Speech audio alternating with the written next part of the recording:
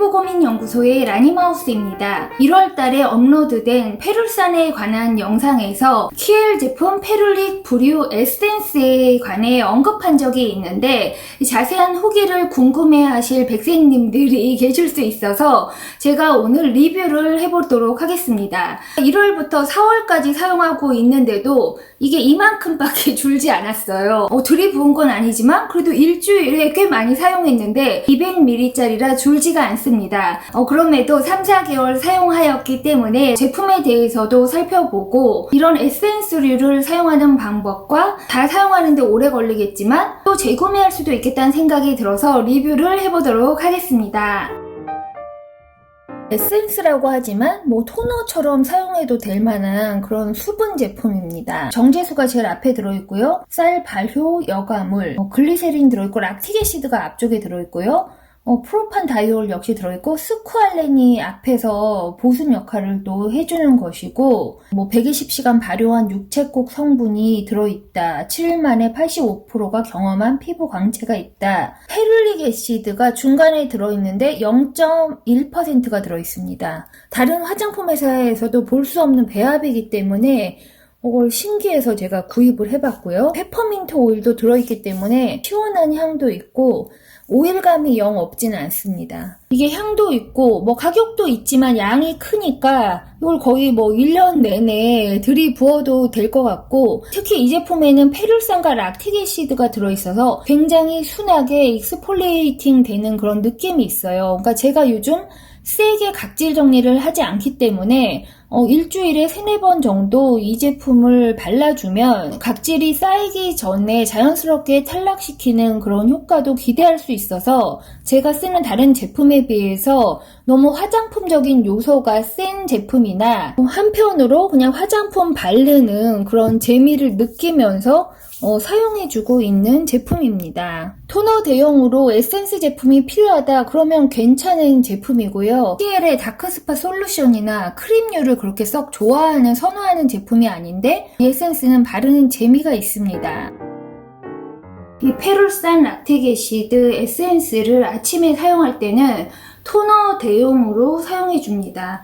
한 5방울 정도 사용하고요. 눈가를 피해서 각질 정리가 필요한 부분에 발라줍니다. 충분히 흡수시키고 비타민C 세럼을 발라줍니다. 꽃가루가 날려서 그런지 트러블이 한두 개씩 올라오고 또 색소 침착도 고민을 할 수밖에 없는 계절이기 때문에 각질 관리와 색소 관리를 동시에 해주어야 합니다. 보습제를 얇게 발라줄 거고요. 유분감 있는 선크림을 바를 것이기 때문에 아침에 바르는 보습제는 약간 얇은 제형의 제품을 사용해줍니다. 보습제를 두드려서 밀착시키고 너무 흥건한 느낌이 사라지면 그때 자외선 차단제를 발라주도록 합니다. 바람이 많이 부는 날 제가 외부 활동이 있기 때문에 무기자차를 두껍게 조금 많이 발라줄 거예요. 얼굴에 바르기에 양이 좀 많아 보이지만 듬뿍 발라주고 목에도 발라줍니다. 목 앞뒤로 차단을 해주고 이 V라인에도 발라주고요. 이 자외선 차단제가 어느 정도 피부에 달라붙으면 이 손가락에 남은 잔여 제품으로 이 눈썹 부분과 아이리드 윗부분에도 살짝 얹어줍니다. 이렇게 하면 메이크업 전 단계까지 아침 루틴이 마무리됩니다. 피부가 실험실에 있는 연구 대상은 아니기 때문에 자꾸 이런저런 것을 들이부어서 자극을 줄 필요는 없지만 그렇다고 계속 안정적인 보습 관리만 해주면 발전이 없습니다. 그래서 피부 위에 케미스트리를 어느 정도 맞춰주어야 할 때가 있는데요. 아하 성분 중에서 그나마 락틱 애시드가 레티놀을 사용하고 있는 건조한 노화 피부에도 맞는 성분이라고 볼 수 있습니다. 피부 타입에 따라서 이렇게 저함량 락틱 애시드로도 굉장히 붉어지고 따가운 분이 계실 수도 있고 굉장히 센 글리콜릭 애시드를 발라도 아무 느낌이 없는 분도 계실 거예요. 이 키엘 제품이 제가 평소에 사용하는 다른 스킨케어 라인에 비해서 좀 뭔가 센 느낌이 드는 게 사실이에요. 향도 있고, 달리 말하면 이렇게 평화로운 제품들을 사용할 때보다 바르는 감촉도 다르기 때문에 화장품을 바르는 즐거움을 주는 제품이었다고 볼 수 있습니다. 이게 올해 안에 다 쓸 수 있을지는 모르겠지만 또 텀을 주고 다른 락틱 애시드를 사용하다가 다시 이 제품을 골라줄 수도 있을 것 같고요. 피부 각질을 들었다 놨다 하면서 그 균형 감각만 맞출 수 있으면 스킨케어는 상당히 성공했다고 볼 수 있는데요. 피부에 뭔가 달라붙어 있는 것 같은 느낌이 들 때 스크럽이나 강한 케미컬로 각질 제거를 하기가 두려운 노화성 건성 피부에 혈산 락틱 애시드 이런 조합이 순하면서 긍정적인 피부 자극을 줄 수 있습니다. 모든 자극이 나쁘다고 할 수 없고 피부에 바르는 제품들의 케미스트리가 딱 맞을 때 속에서부터 올라오는 윤기를 되찾을 수 있을 거예요. 피부와의 밀당 관리에서 성공하시기 바랍니다. 백세님들 모두 환절기에 모공 트러블 없는 스킨케어 이어가시기 바랄게요. 오늘은 알파 하이드록시의 한 종류인 락틱 애시드에 대해 궁금한 점 10가지를 Q&A로 알아보고 락틱 애시드를 스킨케어 루틴에서 사용하는 방법에 대해 알아보도록 하겠습니다. 아하 종류의 하나인 저스다는 우유 추출 자연 보습 인자이자 케미컬 필링 성분이기도 한데요. 먼저 락틱 애시드에 대해 궁금한 점 10가지를 알아보도록 하겠습니다. 첫 번째, 이 락틱 애시드가 피부에 안전한가? 이 저스다는 글리콜릭 애시드에 비해서는 순한 성질임에도 불구하고 여전히 강한 아하 성분으로 간주됩니다. 피부 필링 효과는 이 자외선의 취약점을 드러낼 수 있고 그로 인해서 피부에 자극을 주게 되면 피부 발진과 가려움증의 원인이 될 수 있잖아요. 그러니까 모든 애시드 제품을 사용할 때는 함량과 사용 횟수를 주의 깊게 선택하고 자외선 차단제를 필수적으로 사용해야 합니다. 두 번째, 이 락틱 애시드로 각질 제거를 매일같이 피부에 사용해도 되나? 이걸 너무 많이 자주 사용하는 것보다 각질 제거의 용도로 사용할 때는 일주일에 한두 번 사용하도록 합니다. 세 번째, 락틱 애시드를 바를 때 모이스처라이저를 써야 할까? 락틱 애시드를 스킨케어 루틴에 집어넣었을 때는 다른 물리적인 각질 제거제나 레티놀 같은 자극적인 성분과는 겹치지 않게 사용해야 안전합니다. 락틱 애시드를 세럼 단계에 사용할 경우에는 반드시 순한 성분의 보습제로 건조함을 막아주어야 합니다. 네 번째, 락틱 애시드를 세럼 단계에 사용한다면 그 사용 횟수는 디오디너리 락틱 애시드 5% 세럼을 가지고 있는데요. 이게 5%도 있고 10%도 있고 또 여러 브랜드에서 락틱 애시드 또는 글리칼릭 애시드를 세럼에 넣어서 요즘에 출시를 하고 있어요. 피부가 지금 민감하지 않을 경우에는 하루 한 번 저녁에 바르시고 이 애시드를 처음 세럼 단계에 사용하실 경우에는 높은 도수보다 낮은 도수의 세럼을 주 1회부터 시작하시는 게 좋아요. 그러니까 저녁에 주 1회 바르다. 그 다음 주에 2번, 그 다음 주에 3번 이렇게 바르고 처음에는 저녁 루틴에 시작하시고 피부가 완전 적응 단계를 거친 후에는 아침 루틴에 사용하셔도 됩니다. 다섯 번째, 이 락틱 애시드와 글리칼릭 애시드 중에 어떤 것이 더 나은가? 이게 예전에는 무조건 글리칼릭 애시드를 썼어요. 그러니까 화장품들에 뭐 세럼에 이런 애시드들이 많이 섞여져 있지 않던 시절, 이렇게 필링제로 쓸 때는 세게 해서 단번에 효과를 봐야 된다고 생각하니까 글리칼릭 애시드도 퍼센테이지 10%, 20%, 50%까지 해서 센 걸 해서 이렇게 진짜 박피를 하듯이 필링을 하고 했지만 스킨케어에 있어서 어떤 강도가 세다고 해서 더 나은 결과를 만드는 것은 아니기 때문에 피부의 이슈와 관련해서 타겟이 되는 부분에 효과적으로 사용할 수 있는 제품과 성분과 함량을 정하는 것이 더 낫다고 생각합니다. 여섯 번째, 락틱 애시드를 필링제로 사용한다면 피부에 얼마 동안 바르고 있어야 할까?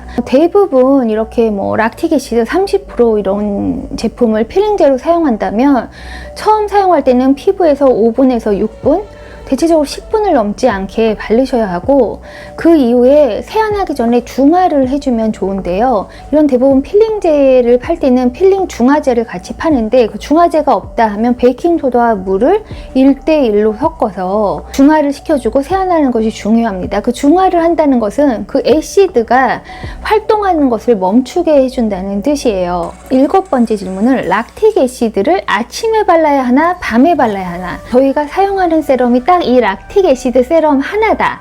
그럼 당연히 이걸 밤에 바르는 게 좋겠죠. 이것도 각질 제거에 관여를 하고 세포를 턴오버하고 저희가 쓰는 레티놀과 마찬가지예요. 근데 저희가 이걸 밤에 바를 시간이 없단 말이죠. 레티놀을 저녁에 사용하시는 분들이 많으세요. 특히 저희 구독자 분들 중에 많으신데, 저희가 레티놀, 특히 레티네일을 저녁에 사용한다면 이게 좀 더 마일드한 애시드를 낮에 바르는 수밖에 없거든요. 그러니까 자외선 차단제를 잘 바른다는 조건 하에 모닝에 비타민 C나 아니면 다른 애시드 성분의 세럼을 바를 수밖에 없습니다. 락틱 애시드를 히알루론산과 함께 사용해도 되나?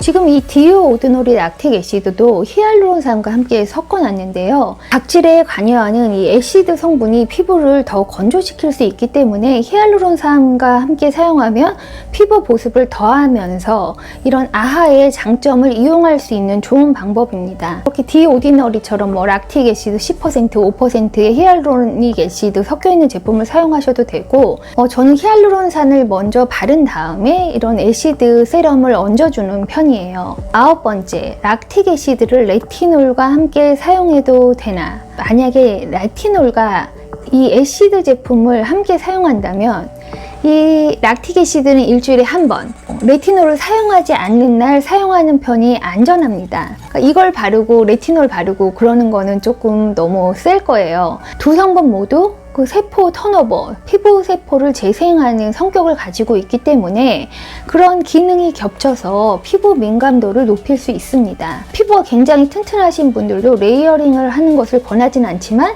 혹시 어떤 목적으로 레이어링 하신다면 굉장히 시간차를 띄셔야 할 거예요. 10번째가 가장 중요한 질문이고 오늘의 핵심 질문인데요. 이 락틱 애시드를 비타민 C와 함께 사용해도 되나? 락틱 애시드와 이 비타민 C가 서로의 pH 레벨을 불안정하게 할 수 있어서 효과를 발휘하기도 전에 효능이 사라질 수 있다고도 얘기되어 왔지만, 두 가지의 pH 호환 제품을 바를 경우 효과가 상쇄된다는 증거조차 확실하지는 않습니다. 지금 현실적으로 마켓에서 이 두 제품들이 같이 섞여 나오는 세럼들이 많아요.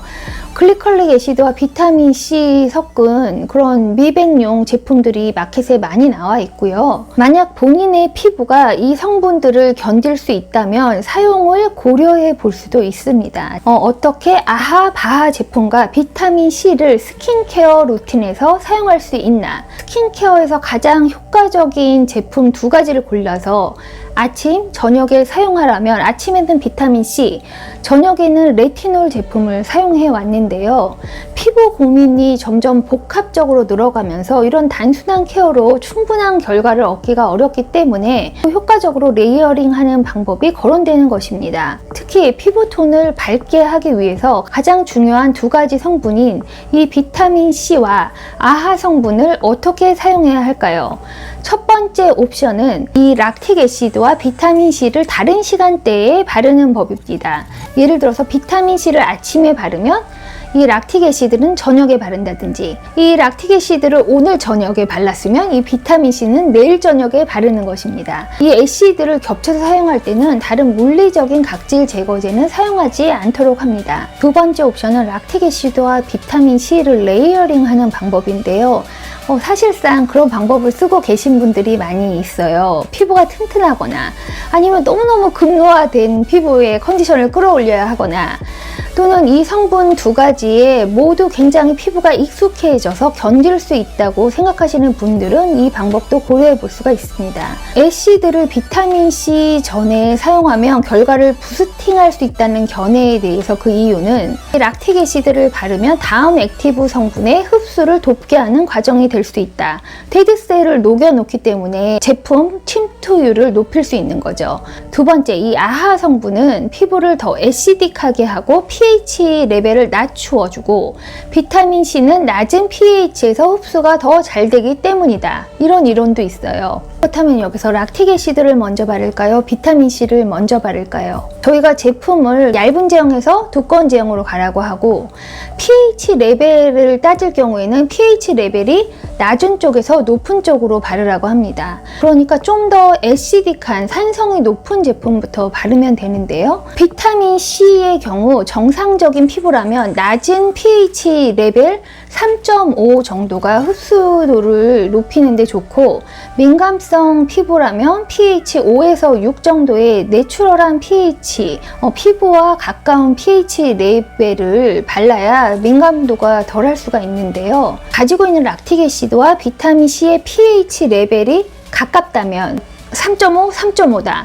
이렇다면 순서와 상관없이 무엇을 먼저 바르든 발라도 됩니다. 그러니까 시간차를 띄울 필요도 없다는 거죠. 만약에 두 제품의 pH 레벨 차이가 1 이상, 2 이상 난다면 두 제품을 레이어링 하는데 30분 정도 시간을 두고 레이어링을 해야지 각 제품들이 각자의 pH 레인지에서 효과를 발휘할 수 있다고 봅니다. 궁극적인 결론은요. 이 복잡한 과정과 막 스터디를 거쳐서 저희가 왜 락틱 애시드를 스킨케어 루틴에 넣고 싶어 하는 것일까요? 이 락틱 애시드가 피부에 미치는 장점에 대해 생각을 해봐야 될 것 같아요. 락틱 애시드는 글리칼릭 애시드보다 이렇게 순한 버전으로 뒷자리인 듯도 보였으나 요즘 각광받게 된 이유가 있습니다.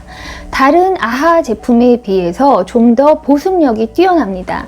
락틱 애시드는 순한 애시드일 뿐만 아니라 각질 제거 역할을 하는 동안 피부의 보습력도 끌어올려 줍니다. 두 번째, 락틱 애시드는 잔주름과 색소를 최소화하는 데 뛰어난 역할을 해줍니다. 세 번째, 이 락틱 애시드는 글리칼릭 애시드 등에 비해서 분자 사이즈가 크기 때문에 같은 역할을 좀 더 덜 민감하게 처리해주고 또 피부 방어막을 보호하는 지방산과 세라마이드를 증가시켜주는 역할을 합니다. 그러니까 노화 방지에 좋은 성분이기 때문이에요. 어떤 한 가지 인그리디언을 스킨케어에 넣을 때는 굉장히 천천히 소극적인 방법으로 시작하시라고 말씀드리고 싶습니다.